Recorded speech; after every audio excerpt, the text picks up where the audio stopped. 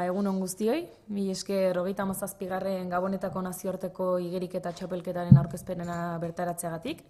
Eta gurekin ditugu gaurkoan Goizane Alvarez, Gipuzkoako kirol zuzendaria, Mikel Gaztelumendi, Gipuzkoako igeriketako federazioko lehendakaria, Jon Caballero, Ordiziako kirol zinegotzia, eta igeriketa taldetik Txesko eta Nineu Garazi. Beraz, hitza emango diogu lehenik eta amaieran zehaztuko ditugu txapelketako nondik norakoak. Lehendabizi Goizane Alvarez, Gipuzkoako kirol zuzendaria hasiko da hitz egiten. Oso ondo. Egun on guztiei eta ongi etorriak bai mahaikideei eta bai gerturatu zareten guztiei Gabonetako nazioarteko txapelketa honen aurkezpenera. 37 urte duen edo dituen txapelketa da hain zuzen ere. Mila esker baita ere bereziki antolatzaileei. Igeriketaren alde pasioa mantentzeko lagungarri diren ekitaldi hauek eta espazio hauek sortzearren. 9 países extranjeros, el más alto nivel, tanto en hombres en mujeres, en chicos en chicas, con talento, con capacidades diferentes, se encontrarán en Ordizia el próximo 29 de diciembre. Competirán en las mismas condiciones y con las mismas oportunidades. Y esto es precisamente lo que hace único al deporte, que nos iguala en función de nuestros talentos, de nuestras capacidades y nos ofrece las mismas oportunidades de crecimiento. Tiñe de valores como el esfuerzo, el compromiso, la constancia, la sociedad en la que vivimos y sobre todo le añade un ingrediente importante para aprender a vivir y para enseñar a vivir a los más pequeños y a las más pequeñas, y es que lo hace con altas dosis de pasión, como lo lleva haciendo Ordizia Igeriketa Taldea en colaboración con patrocinadores e instituciones durante tantas ediciones.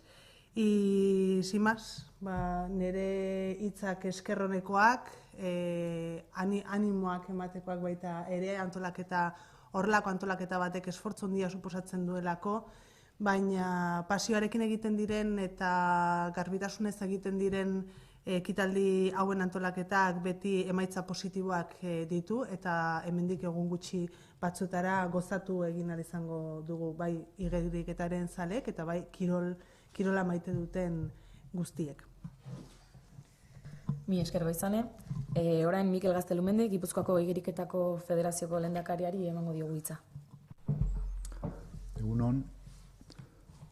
Nik Goizanen bidetik jarraitu behar dut. Nik lehenik eta behin eskerak eman bertizkiet Ordizia kirol elkarteko kideei. Aurten beraiek antolatzen duten edizio dela eta ezin dut ahaztu eta ere EASO taldea, datorren urtean beraiek antolatuko dute. Bi talde hauek txandatu antolatzen duten lehiaketa badelako hau.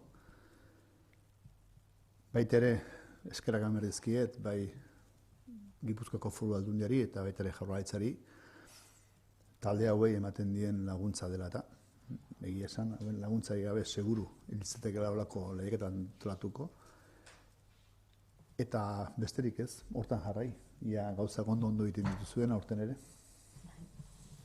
Mila esker Mikel. Jon Caballero dugu ere gurekin eta berari emango diogu hitza orain hontan. Eskerrik asko. Ordiziko udaletik esan oso pozik gaudela beste behin Ordizian txapelketa antolatzeagatik. Dudarik gabe Ordizian kirola indarra handia du eta horren adibide Gipuzkoa mailan federatun kopurua oso handia da, ezta. Aldi berean gure herrian igeriketak beti izan du indarra handia eta hori bada horregatik horrelako txapelketa hauek antolatzea, ezta. Azkenean nazioarteko txapelketa garrantzitsua da eta goi mailako ekitaldi bat da eta oso horre gaude igeriketako taldeak beak sortu zon, hortik sortu zelako ekitaldi hau, ezta. Beste alde batetik ere, eskerrak Goizan eta Gipuzkoako Foru Aldundiari eta baita ere herriko taldeari badakigulako ze zailtasunak dituen horrelako txapelketak antolatzeak eta bere laguntzei gabe ezinezkoa izango zelako, ezta. Eta, bueno, besteik gabe esan, eta animatu jendea, Majori kiroldegira hurbiltzeko hilen 29an, eta danok goza dezagun ekitaldi honetatik. Mi esker Jon, Txusko, zure txanda. Bueno, lehenengo gauza, berturatu zareten guztioi eskerrak ematea, zuen hitzengatik eta baita babesengatik. Gero baita noski patrozinatzaile guztiri, bestela hau ezinezkoa izango zen. Abenduak 29 Ordizin Goi-mailako igeriketa edukiko dugu, baina gustatuko zitzaidan astea komentatzen Gipuzkoako talde gehientsuenak egongo direla, bertan gure 6 gerilari eta Euskal Herriko talde importanteenak. Beraien artean, Nafarroko Amaia eta Naitasuna taldeak, Arabako Judit Mendi taldea, Bizkaiko Getxo, eta Gipuzkoako Bidasoa 21 eta Tolosaldea taldeak ere bai. Batzutan aipatzen ditugu bakarrik nazioarteko gerileak eta talde hauek gabe baita ez zuen zentzurik edukiko txapelketa honek. Esan duten bezala, zaila da, lan asko eskatzen du olako txapelketa bat antolatzea. Aurten gainera gaude olinpiar zikloan bete-betean sartuta.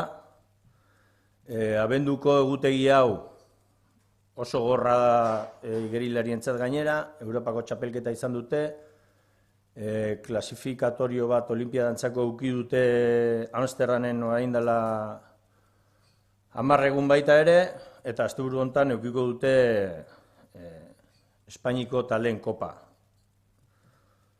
Horrek sortu dizkigu zailtasun handiak, baina oso pozik daude lortu dugun mailarekin.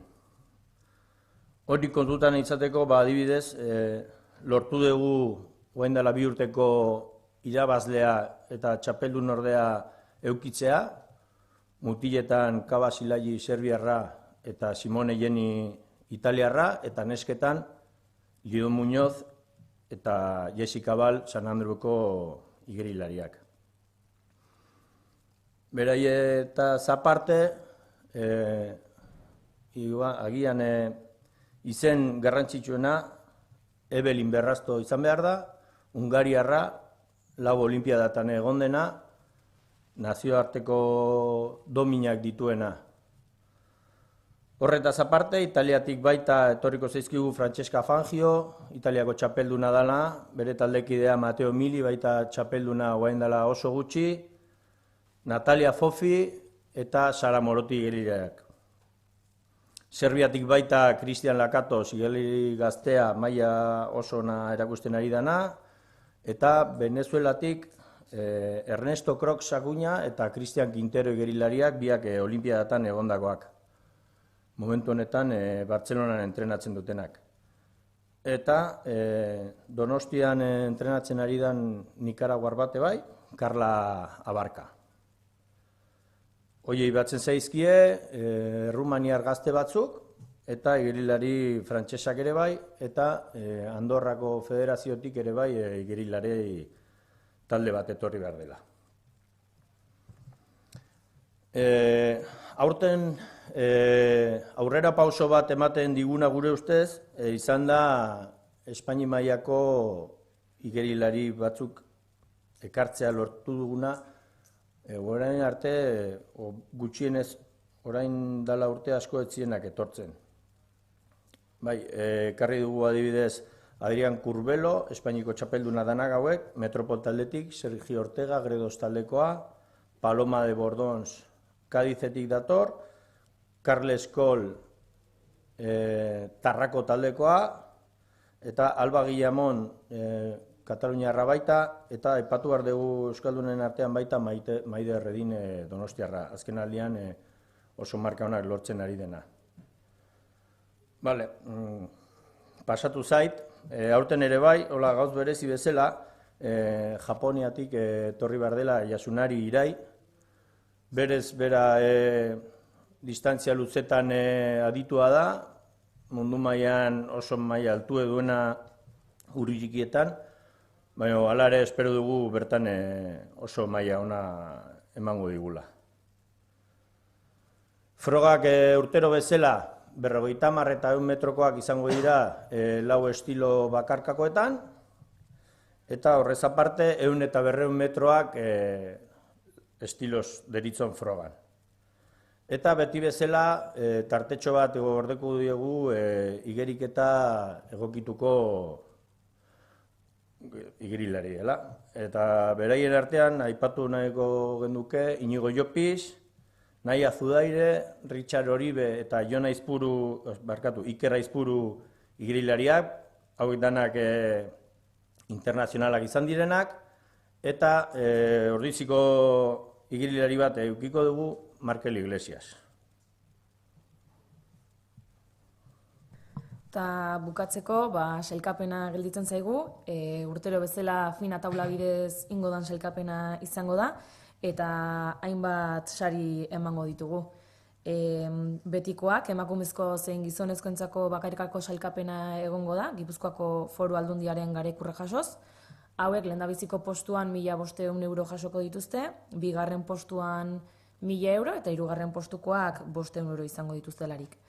Euskal Herriko igerilanen arten baita, puntuazio altuna lortzen duen igerilarik, igual dio neska edo mutila izan, saria jasoko do, eta hauek 300 euroko saria lortuko dute.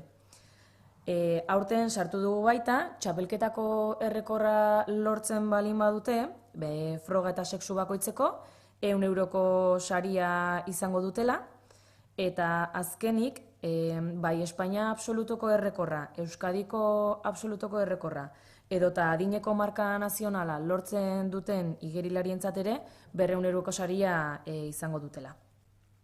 Beraz, igeriketa mundu mailako igerilari honenez gozatzeko aukera izango dugu, abenduaren 29an Ordiziako Majori kiroldegian, eta gonbita luzatuta dago.